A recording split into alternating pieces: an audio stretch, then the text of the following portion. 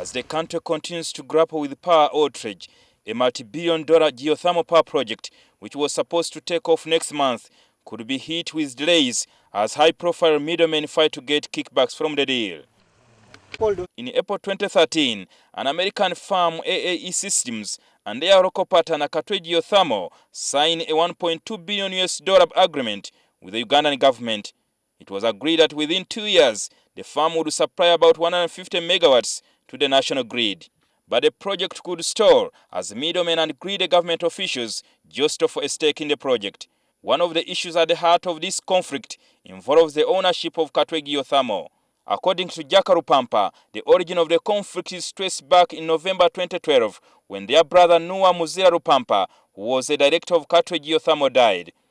They were working with him. So like when he passed out, when he passed on, he didn't like have any kind of like legal documents with them. He had some legal documents like agreements of share transfers. But like positions in the company, when he passed on, by that time he didn't have such. They didn't have such documents. So, as I'm saying, we are trying to clean up all that mess. Jack Rupampa have engaged Tumusime Kabega and the company advocates to resolve the conflict. Yet there is still another matter of concern. Ahmed Mutimba, who claims he negotiated the deal between Uganda and the American firm, is threatening to sue the American firm if they fail to pay him 5% out of the $1.2 billion. I see legal battle arising from the local company, and I see legal battle arising from Apex Petroleum, which is the actual representative, which was actually the representative for AAE while pursuing this project. If AAE cannot honor its agreement with its representative, it cannot honor any agreement, either with government or any private company. Secondly, I am willing to sue AAE Systems for the stake I am entitled for. He is supposed to receive about $60 million, equivalent to 156 billion shillings.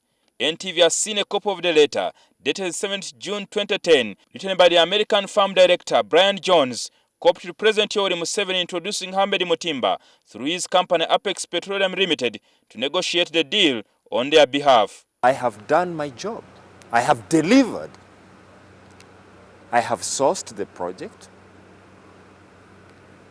I have negotiated the project with all the parties involved. I negotiated with the local company, the Katwe Geo-thermal. I also negotiated with the Uganda government. I was the person in the middle of the whole negotiation with the Ministry of Energy, with Uganda Electricity Transmission Company Limited, with ERA, with the Parliament. I personally introduced AAE to His Excellency the President of the Republic.